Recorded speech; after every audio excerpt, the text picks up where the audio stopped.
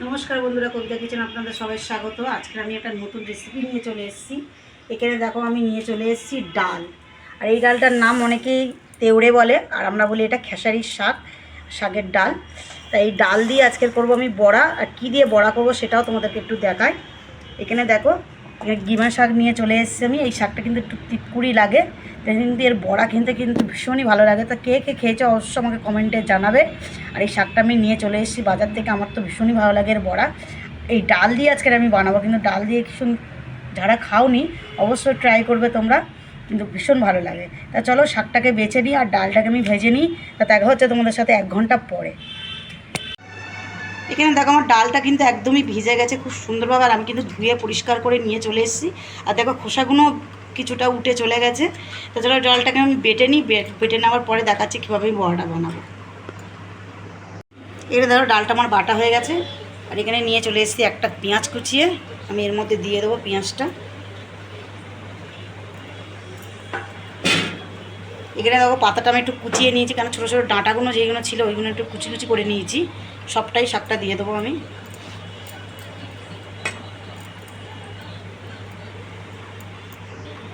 এরপরে দিয়ে দেবো 1/2 চামচ আদা বাটা,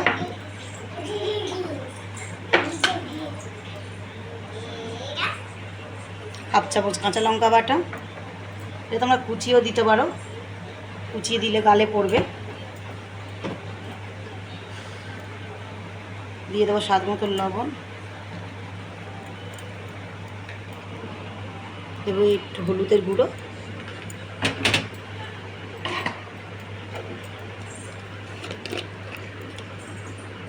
দিয়ে দেবো 1 চামচ জিরের গুঁড়ো। এটা ভালো করে মেখে নেবো আমি।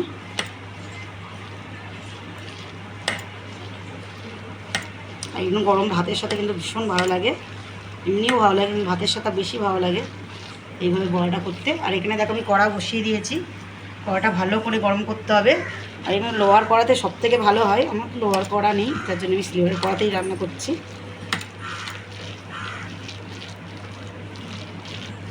আর এই ভাজাটা কিন্তু একদম খুব কম তেলেই হবে, একদম ডুবো তেলে হবেই না, তার জন্য কড়াটা ভালো করে গরম করতে হবে। আর দেখো আমার মাখাটা রেডি।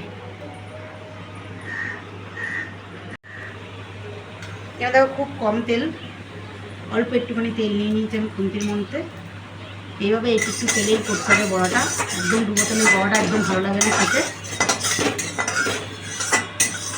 চারিদিকে একটু ঘুরিয়ে নেব আমি।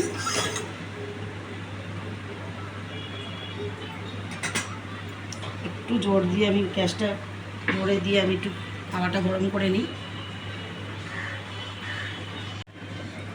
দেখো তেলটা গরম হয়ে গেছে, আর এখানে নিয়ে নেবো অল্প করে এই বাটাটা, যেটা দিয়ে বড়া করব। একদম পাতলা পাতলা করে দিয়ে দেবো একদম। তোমরা যতটা পারবে ততটা পাতলা করতে পারবে, যত পাতলা করবে ততই বড়াটা কিন্তু ভালো লাগবে খেতে। এইভাবে এক এক করে আমি দিয়ে দেবো বড়াগুলো। একটু ছাড়া ছাড়া দেবো, না তো গায়ে লেগে যেতে পারে। খুব সাবধানে দেবে যাতে না হাতে কোনো রকমের ছ্যাঁকা লাগে। তো চলো হয়ে যায়, এই কটা আবার বাদ বাকিগুলো করা হবে, ততক্ষণ এইটা হোক হালকা আঁচে। এখানে তো আমার বড়াগুলো ভাজা হয়ে গেছে, খুব কম তেলের মধ্যে কত সুন্দর ভাজা হয়েছে দেখো।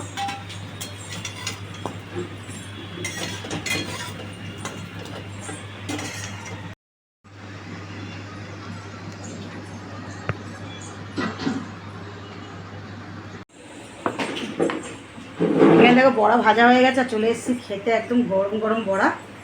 তা চলো ভাত দিয়ে মেখে খাওয়া যাক। তা দেখো খেয়ে দেখাবো তোমাদেরকে কেমন লাগে বড়া দিয়ে ভাত খেতে। এই গরম গরম বড়া দিয়ে কিন্তু ভাত খেতে হেভি লাগে।